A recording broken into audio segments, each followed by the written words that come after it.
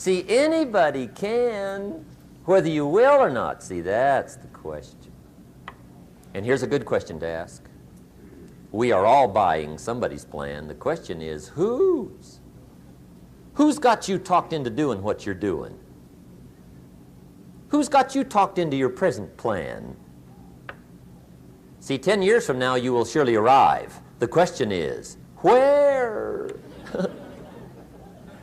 But see, anybody, if you want to, can go searching for a good plan, pick it, and start working it. And sure enough, as the time passes, as it surely will 5 years from now, 10 years from now, then you'll be winding up wearing what you want to wear, driving what you want to drive, living where you want to live, become what you want to become. But now's the time to fix the next 10 years. And who can? Anybody. Here's number 6. The 6th key to sowing and reaping. This is leveling with you now, as we promised to do. There's one thing better than the truth, and that's the whole truth. And here's part of the whole truth of the law of sowing and reaping. Number 6 is, you could lose. There are times when you just lose, no matter what you do. It's that kind of planet. You reap what you sow, yes, but... What does that mean, yes, but? Well, the farmer plants his crop in the spring, takes care of it all summer, loves his family, works 10, 12 hours a day, 6, 7 days a week, is an honorable man. Come fall, he's got a beautiful crop, and he deserves every bit of it. But the day before he sends the combines into the field, a hailstorm comes along and beats it all in the ground, which means you lose. Somebody says, well, what did he do wrong? Answer, nothing. It's just that kind of planet. Sometimes it's going to hail on your crop and rain on your parade, so you got to get ready for that or you will be naive. That's just part of the life arrangement. And don't press me why. I was not in on some of the original decisions here, so I don't know how it got set up. But there's just times, sometimes you lose. That's part of life. But now here's number 7. The 7th key to sowing and reaping. And it goes like this. It's just another way to quote the same law. And it goes like this. If you don't sow, that's just another way to quote the law. If you don't sow, what? You don't reap. You don't even have a chance. So if you looked at your game plan tomorrow, you might come to the quick conclusion, I got to get some sowing going. How true. Get you some sowing going. And remember, you've got plenty of time. You've got all the time there is. Some people spend enough TV time to make a fortune. The latest article on television watching in this country, according to the latest article, the average television is on in this country in every household 7 hours a day, called the Big 7. I asked a guy one time what his TV cost. He said about $450. I said, you forgot to look at the price tag. He said, what do you mean? I knew he was a TV watcher. I said, that television costs you, in my opinion, at least $12,000 a year. To watch it, not to own it. Owning it's cheap. Watching it is what's expensive. And I said, hey, $12,000 a year is too much to pay to watch TV. That's too much. Pay a little, but not $12,000. And he's the guy that said, I hope pay TV never comes.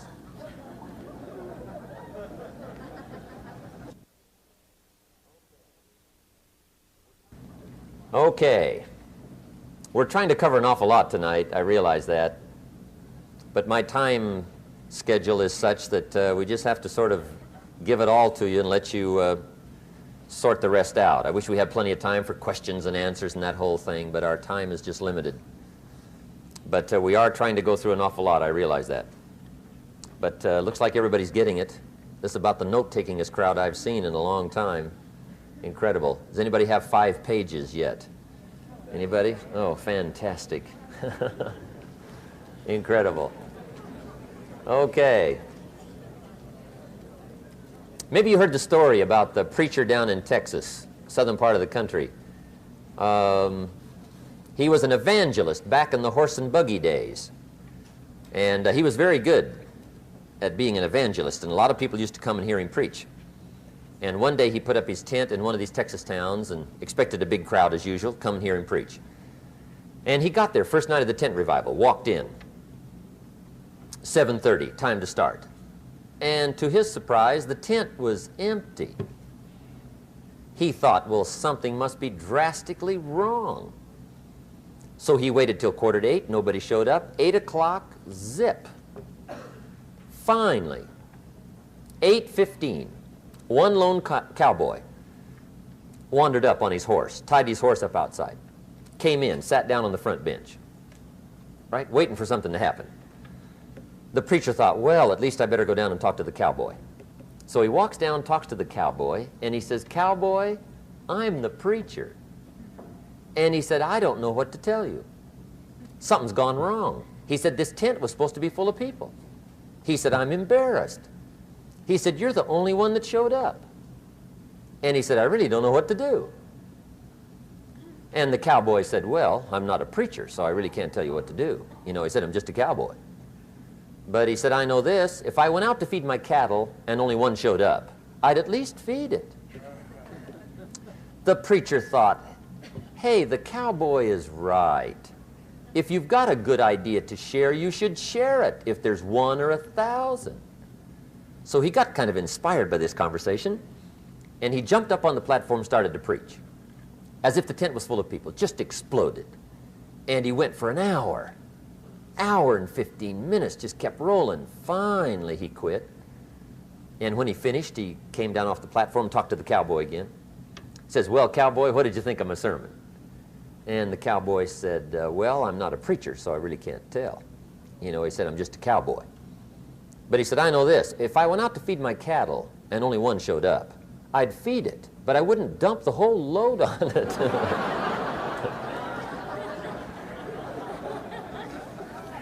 So anyway, if it seems like we're dumping the whole load tonight, I guess we are, but gosh, everybody's doing well. I'm having a good time. I appreciate the response here tonight. Okay, the next subject is setting goals. Let me show you what turned my life every way but loose. Mr. Schoaf dropped this idea on me, changed me completely. Setting goals. Here's what can easily happen if you don't set goals. It's easy to let life deteriorate into making a living instead of designing a life. And we all have a choice: make a living or design a life. It's easy to get trapped by economic necessity and settle for existence rather than substance. That's easy. But the best advice I can give you on how to break out of that trap is to learn how to set goals. Mr. Schoaf put it to me this way. He said, "Jim, if you had enough reasons, you could do the most incredible things." I never forgot how he put that. If you have enough reasons. See, reasons will change your whole life. Mr. Schoaf said to me, he said, "Mr. Rohn, I think you've got plenty of intelligence, you've got plenty of talent, you've got plenty of ability. Probably what you lack is plenty of reasons." He said, "I don't think your current bank balance is a true indication of your level of intelligence." I was happy to hear that. He said, "I think you're much smarter than your present bank balance indicates." And that turned out to be true. I was much smarter. But of course my first question was, well then why isn't it bigger? And he said, "You don't have enough reasons.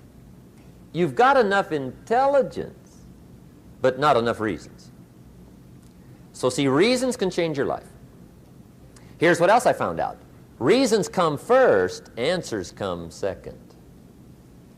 You don't get the answers to do well till you get the reasons. Life has a mysterious way of hanging on to all the answers and only gives them up to the people that are inspired by reasons. So reasons make the difference in how your life works out. Now, what are some of the reasons for doing well? Let's go through a quick list called Reasons for Doing Well. First is personal reasons. Some people do well for recognition. Some people do well for respect. Some people do well for the way it makes them feel. They love the feeling of being a winner. Those are good reasons. I have some millionaire friends that keep working 10, 12 hours a day, making more millions. And it's not because they need the money. It's because they need the joy and the satisfaction and the pleasure that comes from being a constant winner. And see, it's not just the money anyway. It's the journey, not the money. Once in a while somebody says to me, boy, if I had $1 million, I'd never work another day in my life. That's probably why the good Lord sees to it they don't get their million, right? They'd quit. They'd quit. Okay. Next is family reasons. Some people do extremely well for other people, and that's powerful. Human beings can greatly affect each other. Sometimes we will do things for somebody else we will not do for ourselves. We're made that way. I met a man one time who said, Mr. Rohn, to do all the things I want to do with my family around the world, he said, I got to have at least $250,000 a year. I thought, incredible. Could a guy's family affect him that much? And the answer is, of course. How fortunate are the people that find themselves greatly affected by somebody for personal achievement. And we are affected. The writer of a recent song said, if not for you, the winter would hold no spring, couldn't hear a robin sing. I just wouldn't have a clue if not for you. So we can be affected.